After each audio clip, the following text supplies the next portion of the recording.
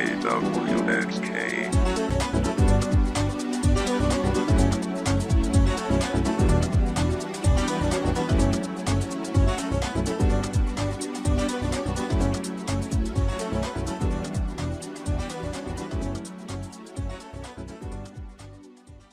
Hey everybody, and welcome back to another video. So coming into this new year, which is 2024, January 16th, 2024 at the time of recording this video, we're currently waiting and, experiencing this anticipation surrounding Kintor Pharmaceuticals GT20029 Phase 2 clinical results. And the Phase 2 clinical results, according to the Kintor Pharmaceutical clinical trial pipeline tracker on their website, it looks like it's pretty much done. And the reason why GT20029 is particularly of importance is that, well, this is a PROTAC or a proteolysis targeting chimera, which is designed to target and degrade the androgen receptor. And for those of you who don't know, the androgen receptor is a protein that specifically binds to things like DHT, testosterone, right? Any sort of male hormone, conventionally called androgens. And when you target the androgen receptor, it could be crucial in genetic conditions like androgenetic alopecia, acne, or rather hormonal acne, and even, in theory, treating prostate cancer, right? Because the etiology of these diseases are primarily contingent on the androgen receptor and how these male hormones interact with those receptors, right? In order to have a particular disease that is genetic be expressed, you would need these androgens to bind to these androgen receptors. The androgens ultimately go into the nucleus of a particular cell, and then interaction between the androgen receptor and androgen complex, right? This sort of combined thing comes in contact with your DNA, and it transcribes, or essentially it writes out specific proteins and signaling hormones to essentially cause something to happen. This is what we're trying to block when it comes to androgenetic alopecia. Whether you're decreasing the amount of DHT by reducing 5-alpha reductase enzymes, by using medications like finasteride or dutasteride, or whether you're using essentially can destroy the androgen receptor. And if that receptor isn't there in the hair follicle itself, then perhaps the hair can grow uninhibited by DHT.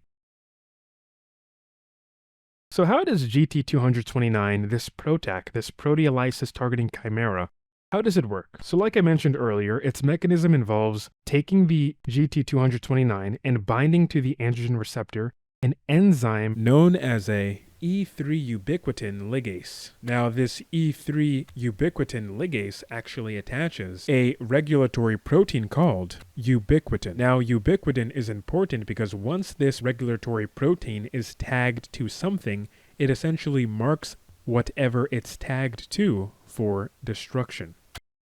The ubiquitin tagged androgen receptors is marked for destruction by proteasomes. And this is a cellular complex that's responsible for degrading unwanted proteins in the body. So again, we're essentially using the body's own immune system to get rid of this androgen receptor in the hair follicle of the scalp. By including this degradation of androgen receptor, GT20029 effectively reduces its levels in the cells, which ideally would curtail androgenic signaling and offering a potential advantage over traditional therapies that merely inhibit the receptor actively. So that would be something like KX826 Pyrilutamide, or RE58841, or even clascoterone, or also known as CB0301.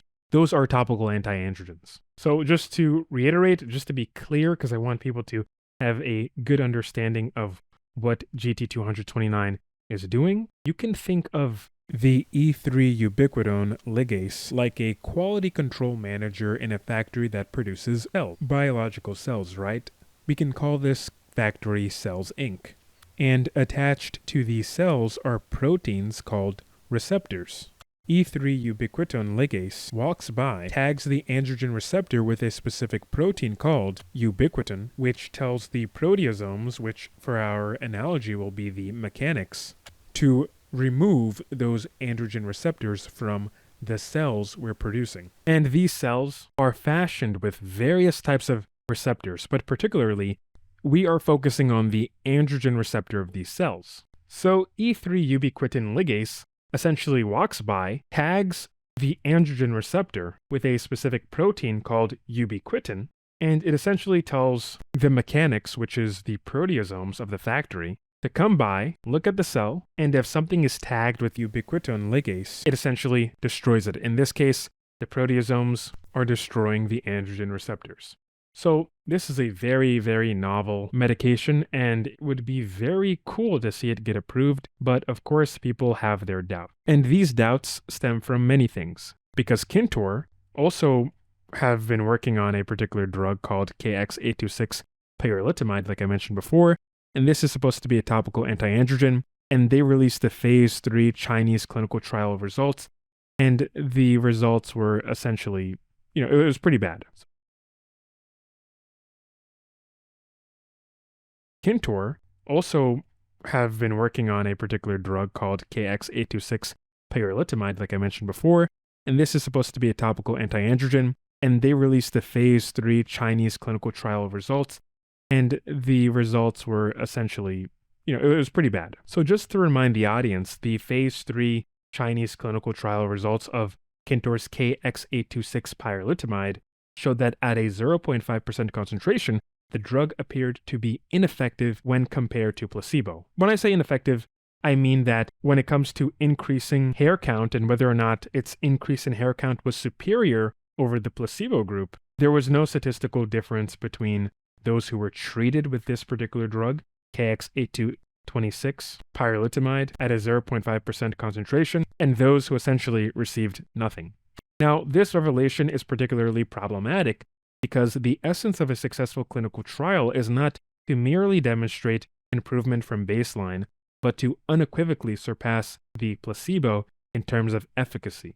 Now, what is that efficacy? The efficacy would be that we're actually increasing target area hair count. So when a double-blind randomized placebo-controlled study reveals that there's no statistical significance between the treatment and the placebo groups, it casts major doubt on the treatment's effectiveness. So it's essentially saying, at the very least, right, the 0.5% concentration of pyrilutamide is not that effective. And in Kintor's case, this necessitates a reevaluation of KX826 formulation, dosage, or even administration. So like I mentioned in my previous video about pyrilutamide's apparent failure, this comes off as rather odd, to be honest with you, because pyrilutamide's phase 2 Chinese clinical trial and phase 3 Chinese clinical trial results were different from each other. So phase 2 showed a statistically significant improvement in hair count with KX826 or pyrilutamide at a 0.5% concentration versus the 2% concentration variant showed that the 0.5% concentration had the greater improvement overall against the placebo group. And yet, phase 3 did show that there was a statistical improvement on the group that was treated with pyrilutamide such that they made improvements from their baseline hair counts.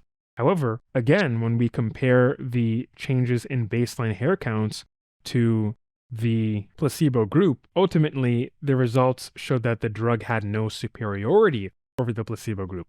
So maybe the placebo, it's conceivable that they overperformed. It could be some sort of mass seasonal shedding that all the participants pretty much came out of, or just enough of participants came out of at the point where it affected results. Maybe someone was given KX826 pyrilutamide by accident, which kind of skewed the placebo's, results. There's a lot of things that are to be said, but I think the easiest answer is simply that at a 0.5% concentration, pyrilutamide may not be effective at preventing the progression of androgenetic alopecia. So personally, I think that Kintor needs to explore higher concentrations of pyrilutamide KX826 because when you look at this particular molecule, you can see that it has a pretty high molecular weight at 482.43 Daltons. And when a molecule is this large, lower concentrations as well as the effective carrier can impact how well it absorbs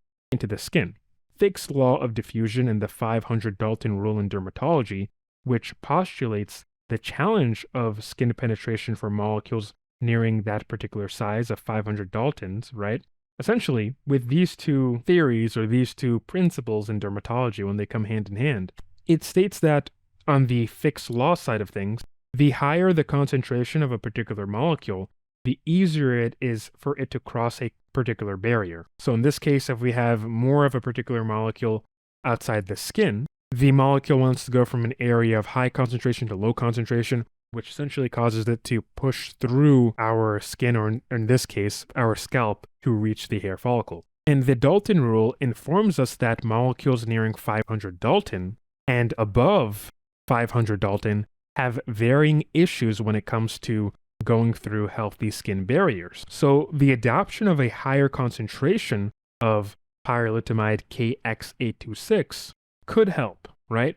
But we would need to see that, and hopefully Kintor actually goes through with that. So assuming it's a concentration issue, I think it would be cool to see higher concentrations at 2%, 5%, or even 8% to see how effective it actually is, and to see if the safety profile of KX826 pyrilutamide actually holds to be true. Because even though we had a disappointing phase 3 clinical trial result, phase 1, phase 2, and phase 3 all show that KX826 pyrilutamide is safe. There wasn't any sort of major changes when it came to systemic levels of the androgen hormones. And we have to remember that pyrilutamide exhibits a high affinity for the androgen receptor, with a considerable potent IC50 of 0.28 nanomolar. And essentially, the lower the IC50 value, the less of a concentration you need of that drug to achieve a particular task. And when I say achieve a particular task, it could be blocking a biological process by 50%, or something like inducing a biological process by 50%. That's the IC50 value. But that is not really examined in vivo, so we don't really know how well that IC50 would perform in all cases when it comes to live patients. So it could be the case that the IC50 might be a bit higher, which would require us to use maybe a higher concentration of pyrilutamide. But nevertheless, compared to drugs like bicalutamide, which has a IC50 score of 3.1 nanomolar, and even the experimental anti-androgen RU5841 that has an approximate IC50 score of 1.1 nanomolar, it stands that pyrilutamide, especially with its safety profile, right, is that premier sort of topical anti-androgen, and theoretically, it should be translating to higher efficacy when it comes to blocking androgen receptors and perhaps even reversing androgenetic alopecia. So let's hope everything goes well in whatever phase 3 clinical trial Kintor does next. It's my understanding that Kintor is going to be doing an additional phase 3 safety clinical trial in China, and this could yield different results compared to the most recent phase 3 clinical trial that came out of China. So yeah, it's great and all that pyrilutamide has been proven to be safe in all phases, phase 1, phase 2, phase 3. It did have some contact dermatitis, but that's like itchiness, where that's the main side effect and all, and could really just be due to the carrier solution or gel that the pyrilutamide was in, which could have had a high sort of alcohol content, which probably dried the local area. But again, hopefully this thing gets ironed out and we can get a topical anti-androgen onto the market that's used for androgenetic alopecia. But there is something to consider here, right? Topical anti-androgens might not be effective on their own when it comes to dealing with androgenetic alopecia. For instance, clascoterone cream was FDA approved for acne under the brand name Winlevi. Now, acne, like male pattern baldness, has an etiological link to androgens and the androgen receptor, right? This is the hormonal acne that I'm talking about. Primarily, hormones like DHT goes into the sebaceous gland, and once it's in that particular gland, there are androgen receptors all over the place, right? And DHT can cause the sebaceous glands to essentially overproduce in sebum, right? And this isn't like the normal nourishing sebum. This is sebum that's high in cholesterol and high in things like triglycerides, right? It's a sebum that is just pretty poor for your skin, and it can cause your skin sebaceous glands to become inflamed, and it can help fester bacteria there that kind of feast off of the poor sebum. And, this ultimately leads to acne, right?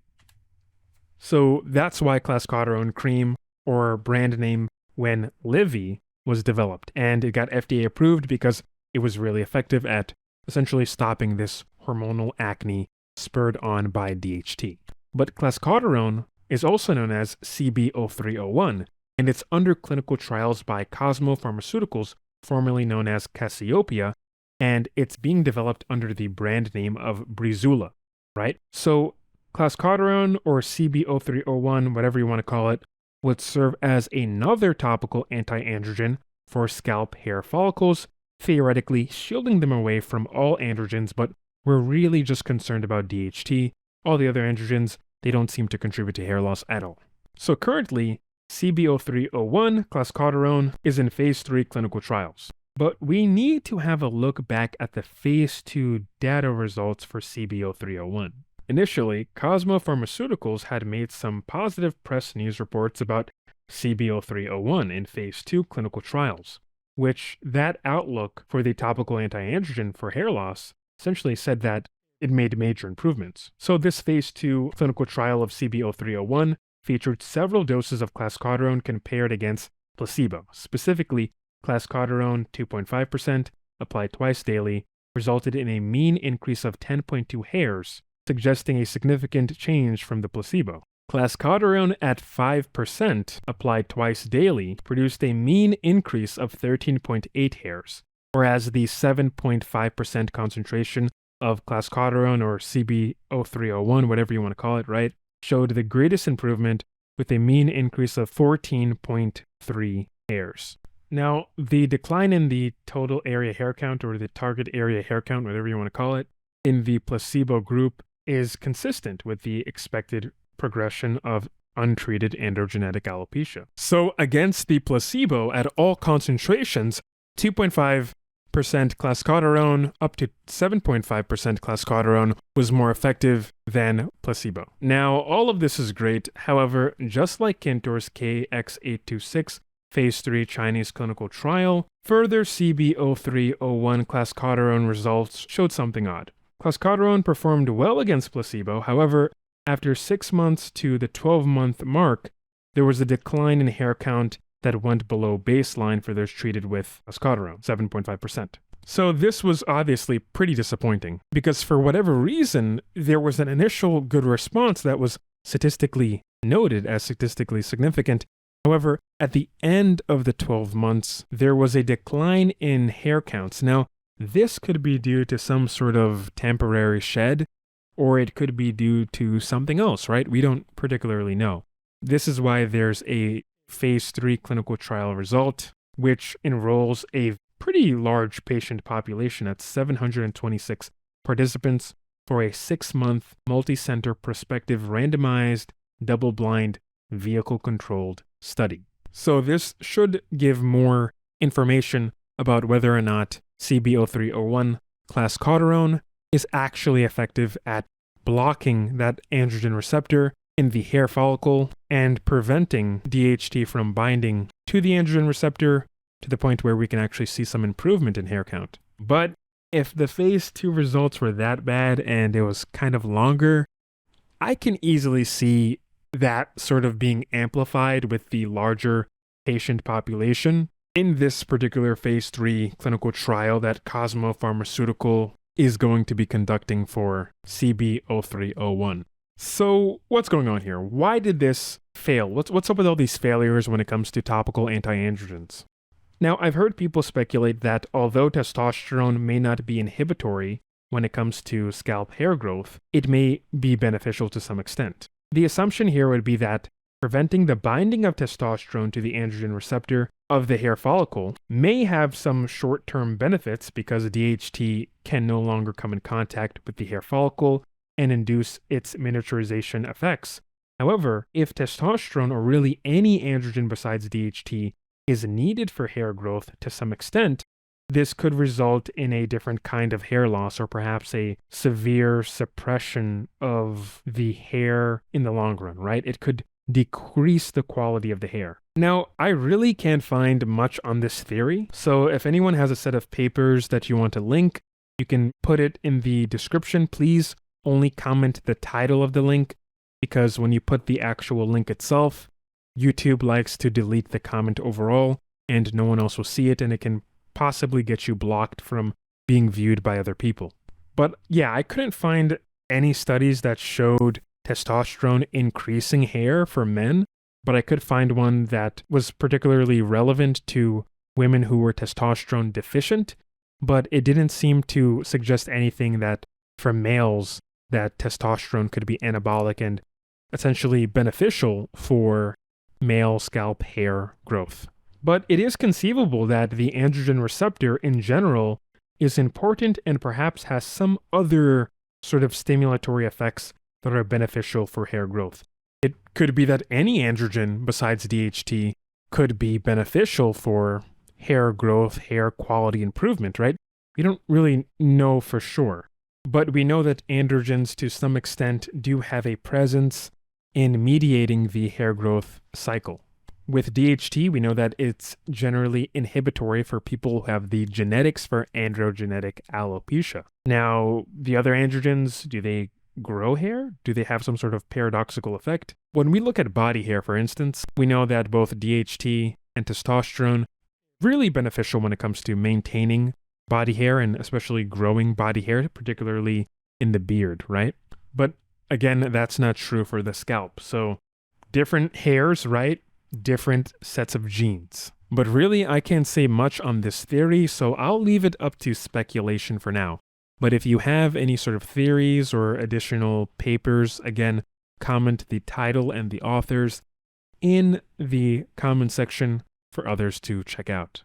Maybe, and I'm just theorizing here, right? If testosterone or really any other androgen but DHT is needed to grow hair on the scalp, or perhaps to create stronger hair, right, or hair of higher quality, then blocking or destroying the androgen receptor would necessitate that we would use another means of hormonal signaling to the hair follicle. And to this, I think it would be useful to look at a sort of selective estrogen receptor modulator, also known as a SERM. Now, a SERM of some kind, whether it's one that already exists or one that is yet to be created, could be used to stimulate the estrogen receptors and induce estrogenic effects to the hair follicles. We know that estrogen is generally beneficial when it comes to hair growth as it prolongs the anagen phase, and we can see this in many studies. So using a SERM that in some way is blind to the entire body, but the estrogen receptors in the scalp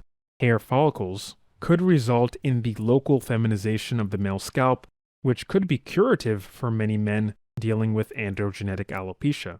We know that when people who are trans, right, men who transition into females, when they start taking estradiol and all these other systemic anti-androgens, their hair really just blooms, right? They could be at a severe Norwood 3 diffuse thinning, or Norwood 4 even in some cases, and still experience a rather large regrowth, right? Areas in which appear to be slick bald could undergo a sort of regenerative effect, where the absence of systemic androgens, right?